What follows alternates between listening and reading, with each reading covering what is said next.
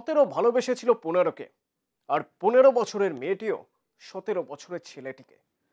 বয়সের তুলনায় একটু বেশি ঘনিষ্ঠতা ছিল দুজনের, কিন্তু মেয়ের পরিবার রাজি নয়। এদিকে আবার কম বয়সী প্রেমিক যুগলও বাড়ির আপত্তিতে মাথা নোয়াবে না। অগত্যা বিচ্ছেদের তোড়জোড়, মিথ্যে নালিশ এবং সালিশি।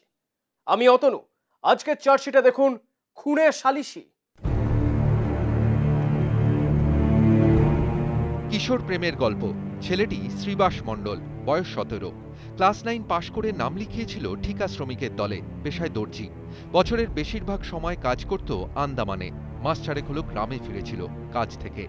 আর মেয়েটির নাম পূর্ণিমা সৌজাল, বয়স বছর 15, স্থানীয় স্কুলের ক্লাস 10-এর ছাত্রী। ছেলেটির বাড়িতে এই প্রেমের গল্প খুব বেশি কেউ না জানলেও মেয়েটির পরিবারে আপত্তি ছিল। কিন্তু প্রেম গড়া ছিল তার নিজের নিয়মেই। দীর্ঘ 2 বছরের প্রেম। মেয়েটা এবং শ্রীবাস দুজন এসে এই ঘরটাতে কি এই ঘরটাই গল্প করতো। আপনি দেখেছেন? হ্যাঁ। কখন আসতো? ওই যে একদিন সন্ধ্যাবেলা আসতো, প্রত্যেক দিন। মেয়েটির এক আত্মীয়র ঘরে বসে রসালাপ হতো দুজনের। তখন পর্দা নামিয়ে ঘর পাহারা দিত সেই বাড়ির মেয়ে রুম্পা ঘরামি। রুম্পা জানত দুজনের সম্পর্কের ঘনিষ্ঠতার কথা, প্রশ্রয়ও দিত। কিন্তু পাড়া প্রতিবেশীর চোখে পড়ে যাওয়াতে রুম্পার মাকে একবার ডেকে জানিয়েছিলেন। সোনা দিদি আবার ডেকে বলে যে কোনি তোমাকে কি করছে শ্রীবাস। ওই বলার পর বলে কি করছে আমাকে। তারপরে ও বলে যে থাক যা হয়েছে। আর মা তারপরে চেতলো আমাদের সাথে, ওই লোক দ্বারা এখন মার দেবে, যে ওকে মারবো, ওদের এই জায়গায় রাখবো না, পাড়া দিয়ে তুলে দেবো। 22 জুন 2017, বৃহস্পতিবার, সালিশি। 22 জুন ঠিক হয় সালিশির দিনক্ষণ। তার আগে 21 জুন এলাকায় রটিয়ে দেওয়া হয় পূর্ণিমা বলে বছর 15-র মেয়েটাকে টোন টিটকিরি কেটেছে বছর 17-র শ্রীবাস। তাই নিয়ে সামান্য ঝগড়া বচসাও হয় দুই পরিবারে। শ্রীবাস পূর্ণিমার বাড়িতে যায়। পূর্ণিমার মা কবিতা সৌজালের কাছে জানতে চায় কেন এমন কথা রটানো হচ্ছে, কি বলেছে সে পূর্ণিমাকে। পূর্ণিমাকে ডাকলেই বোঝা যাবে এসব মিথ্যে অভিযোগ। তখনই তার ওপর ঝাঁপিয়ে পড়ে পূর্ণিমার দুই ভাই, অজয় আর সজল। যে মেয়েটা অভিযোগ করেছে আমাকে টোন টিটকিরি কেটেছে, আমার ভাই, তো সেই মেয়েটার মাকে গিয়ে আমার ভাই জিজ্ঞাসাবাদ করছে যে তোমার মেয়ে কোথায়, তোমার মেয়েকে ডাকো, সামনে ডাকো, আমি কি বলেছি, কি বলে টোন টিটকিরি কেটেছি। তারপরে আমার ওই মেয়েটার যে ছোট ভাই অজয় সজাল, ও আমার ভাইয়ের কলার ধরে নেয়, আর ওই কমল, এরা দুজনে মিলে আমার ভাইকে মাটিতে ফেলে দেয়। ফেলে দেওয়ার সঙ্গে সঙ্গে ছুটে এসে যে ওই প্রমতন শিকদার যে আছেন, প্রমতন তো মনমতন শিকদার, ও এসে আমার ভাইয়ের পিঠটা কামড়ে ধরে। 21 তারিখও শ্রীবাস বোঝাতে পারেনি যাকে সে ভালোবাসে, যার সঙ্গে সে প্রেম করে, তাকে কেন টোন টিটকিরি কাটতে যাবে। 22 সন্ধ্যাবেলা খবর আসে সালিশি হবে পাড়ায়, হাজির থাকতে হবে মণ্ডল পরিবারকেও। পরে ওরা কি করে, ওরা নিজেরা একটা মিটিং ডাকে, যেটা আমরাও জানি না, আমাদেরকেই মারলো, আমরা সেসব নিয়ে আমরা কিছু বলিনি। তারপর ওরাই মিটিং ডেকেছে। পরের দিন হঠাৎ করে সন্ধ্যাবেলা এসে বলছে আজকে মিটিং 9টার সময়। তো আমরা কাউকে বলারও সময় পাইনি। ঠিক আছে, সেইভাবে ওরা পঞ্চায়েত সদস্যকে নিয়ে এসছে, আর বাইরের কিছু ছেলেপেলে ছিল। পঞ্চায়েত সালিশি ডেকেছে বলে কথা, ঘরের সামনেই। তাই হাজির ছিলেন বাবা হরেন মণ্ডল তার 3 ছেলেকে নিয়ে। তখনও জানেন না সেই সালিশিতে অভিযুক্ত তার সবচেয়ে ছোট ছেলে শ্রীবাস। এই সালিশি সভা থেকে আপনাদেরকে দিয়ে ক্ষমা চাওয়ানো হয়েছে? হ্যাঁ, আমাদের বর্ণালী ম্যাডাম সে বিচার করছে। আমাদের ফ্যামিলির কারো কোনো কথা সে শুনে নাই। আমার মেজে ছেলেরে কৃষ্ণ বর্মন লামিয়া 2-3টা লাথি দিচ্ছে বর্ণালীর সামনে, এবং বর্ণালীর কাছে আসকে আমার বলে এই তোলে মার্ডার করি বলে, ওই বলে মন মতো শিক্ষা।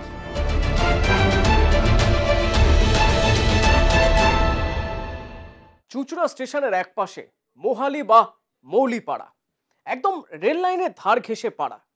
সেখানেই রাত 9টায় শুরু হয়েছিল সালিশি সভা। বিচার করতে বিধান দিতে হাজির পঞ্চায়েত সদস্য স্বয়ং, তিনিই বিচারক। দেখুন কেমন হয়েছিল সেই সালিশি সভার বিচার। রাত 9টায় শুরু হয়েছিল সালিশি সভা। অভিযোগ 15 বছরের পূর্ণিমাকে টোন টিটকিরি করেছে 17 বছরের শ্রীবাস। যদিও মূল অভিযোগকারিনী পূর্ণিমাকে সামনে আনা হয় না, তার বদলে হাজির পূর্ণিমার পরিবার। পূর্ণিমার মা কবিতা সৌজাল, বাবা অমল সৌজাল আর পূর্ণিমার 2 ভাই অজয় আর সজল। আগের দিন যারা মেরেছিল আর হুমকি দিয়েছিল শ্রীবাসকে, এবং পাড়ার সেই মাতব্বর মনমতো শিকদার আর তার পরিবার। অন্য পাড়া থেকে আসা আরেক মাতব্বর কৃষ্ণ ভক্ত আর তার চেলা চামুন্ডারা। সালিশিতে এই বর্ণালী বলে যে পঞ্চায়েত সদস্য, উনি কি বিধান দিলেন আপনাদের? উনি বিধান দিলে এই সম্পূর্ণ দোষ তোমাদের হয়েছে, হ্যাঁ আমি আর কিছু শুনতে চাই না, তোমরা সবার কাছে ক্ষমা চাও। তখন আমি দাঁড়াইয়া যখন বললো আমি ক্ষমা চাইতে গেছি, ওই কণিকার মা, পূর্ণিমার মা নাকি পূর্ণিমা নাকি, উনি বলছেন আমি এই বিচার মানি না, হ্যাঁ হয় পুলিশে দিতে হবে নয় মায়ের হবে। গাজোয়ারি সালিশি সভার একতরফা বিধান, অভিযুক্তদের কথা শোনাই হলো না। বিচার সভায় তাদের মারধর করা হলো, গালিগালাজ করা হলো, তারপর তাদেরকেই দোষী সাব্যস্ত করে ক্ষমা চাইতে বাধ্য করা হলো। যে দুজন প্রেম করলো তাদের কারো মতামতই শোনা হলো না। মিথ্যে অপবাদ দিয়ে শুরু হলো বিচার, মিথ্যে দিয়েই শেষ। এই পরে যাই বর্ণালী সেই পাউটা ধরাই আমার ক্ষমা চাইয়া মিটমেট করে দিয়ে চলে গেল। তারপর তো আমার কোনো সন্দেহ আর থাকে না, যেখানে আমি অন্যায় করিনি তবু আমি ক্ষমা চাইলাম ফ্যামিলিগত, এরপর তার কিছু থাকে না। এটা জানা কথা, জমি জমা সংক্রান্ত বিরোধ বা সিভিল ম্যাটারে অশান্তি মেটাতে দুপক্ষের আলোচনায় সমস্যার সমাধান হয় মাঝে মাঝে, কিন্তু ক্রিমিনাল ইস্যুতে কোনোভাবেই সালিশি ডাকা চলে না। আর এইখানে অভিযোগ ছিল টোন টিটকারির, শ্লীলতাহানির।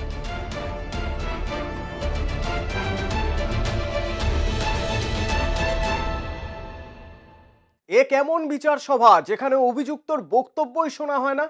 এ কেমন সালিশি যেখানে সালিশি সভা চলাকালীন অভিযুক্তদের মারধর করা হবে, প্রকাশ্যে গালিগালাজ করা হবে?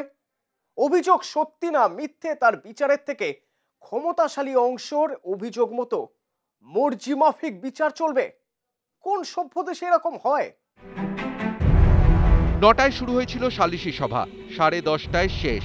সবাই ফিরে গিয়েছিল ঘরে। শুধু শ্রীবাসকে ডেকেছিল কৃষ্ণ ভক্ত, সোনা ঘোড়ামিরা। কথা বলতে বলতে সেও এগিয়ে গেছিল তাদের সঙ্গে। 11:30টাতেও ঘরে ফেরেনি শ্রীবাস। বাপ দাদারা ফোন করেছিল শ্রীবাসের ফোনে, রিং বেজে বেজে থেমে যাচ্ছিল। 11:20 রাতের ট্রেনটাও চলে গিয়েছিল। ঘরে পাড়ার মোড়ে খোঁজাখুঁজি চলছিল। এমন সময় জিআরপির ছোটাছুটি পাড়ার মধ্যে দিয়ে। শোনা যায় কেউ নাকি কাটা পড়েছে ট্রেনে। বাইকে সমানে আমরা ফোনে রিং করে যাচ্ছি, ফোনে রিং হচ্ছে, ফোন রিসিভ করছে না। এবার আমরা আশেপাশে দেখছি, কোথাও দেখতে পাচ্ছি না, সব লাইট ফাইট বন্ধ, রাস্তায় কোনো লাইট নেই। তারপরে মানে আধা ঘন্টার মধ্যে, মানে 11:15 বা 11:30টার মধ্যে, এর মধ্যে এই ঘরের যে আমাদের পিসি হাসি নামর, ও বলছে যে জয়দেব লাইনের উপর কে যেন কাটা পড়েছে এই বলছে। আর এর মধ্যে দেখছি এখান থেকে জিআরপি মানে ছুটে যাচ্ছে। আমরা মানে গ্রিলের কাছে দাঁড়িয়ে আমি ফোন করেই যাচ্ছি যে এখনো আসছে না কেন, কি কথা বলছে, কোথায় নিয়ে গেল ওকে, আমরা কিছুই বুঝতে পারছি না। এর মধ্যে ছুটে আমি গিয়ে দেখছি সব জিআরপি আছে, আমি ভয়ে উপরে উঠছি না। পরে ওই পাশ থেকে সাইডে গিয়ে উঠতে গেছি, তখন শুনি যে আমার ভাইয়ের সঙ্গে যে জিনিসগুলো পাওয়া গেছে ওইগুলো সব জিআরপি অফিসার না আরপিএফ যারা ছিল ওনারা লিখছিলেন। ওই খবর শুনে আমি বুঝতে পেরেছি যেটা আমার ভাই। 17 বছরের প্রেমের এইখানেই ইতি। পাড়ার মাতব্বররা জানালো সুইসাইড করেছে শ্রীবাস। মানতে রাজি নয় শ্রীবাসের বাড়ির লোকজন কিংবা বন্ধুরা। তাদের দাবি আত্মহত্যা করার ছেলে নয় শ্রীবাস। বুধবার কি মেয়েটিকে কোনোভাবে টোন টিটকারি কেটেছিল সুভাষ? না না না, ওরকম কোনো টোনটিট ওকে ফাঁসানো হয়েছে, বুঝলেন, ওকে ফাঁসানো হয়েছে, শিবাসকে ফাঁসানো হয়েছে। শ্রীবাস কি আত্মহত্যা করতে পারে তোমাদের বন্ধু? না না, ছেলে না, ও আত্মহত্যা করে। এমন আরো অনেক প্রমাণ আছে চার্জশিটের কাছে, এমন আরো অনেক তথ্য। চার্জশিট কথা বলেছিল সেদিনের বিচারক কোদালিয়া 1 নম্বর গ্রাম পঞ্চায়েতের সদস্য বর্ণালী রায়ের সঙ্গে, যিনি জবাব না থাকায় শেষ পর্যন্ত পালিয়ে যান তার গাড়ি নিয়ে। নিয়মিত সালিশি করার স্বভাব এই মহান নেত্রীর। দেখাবো সেই সব তথ্য, দেখাবো কোথায় পালিয়ে বেড়াচ্ছে কৃষ্ণ ভক্ত, যে আসল খুনি। দেখাবো সব আগামীকাল। কিশোর প্রেমের করুণ পরিণতি, গ্রামের মাতব্বরদের একতরফা বিচার, সঙ্গে হাত মেলালেন পঞ্চায়েতের নির্বাচিত প্রতিনিধি। মিথ্যাচার, গাজোয়ারি আর খুন, সব অভিযোগের আঙুল ওই একদিকে। কে অধিকার দিয়েছে এই সব মাতব্বরদের? পাড়ার মধ্যে কে কার সঙ্গে প্রেম করবে না করবে তা ঠিক করবে? আরেকটা রিজনিউর দেখতে পাচ্ছেন আপনারা, চার্জশিট দেখতে পাচ্ছে, দেখাবো আগামীকাল। চার্জশিট কেমন লাগছে আপনাদের জানান, মেল করুন p18chargesheet@nw18.com অথবা ফোন করুন 033616569999 এই নাম্বারে জানান আপনার এলাকার সেই বিপজ্জনক অভিজ্ঞতা যেগুলো চার্জশিটের হতে পারে। Take care.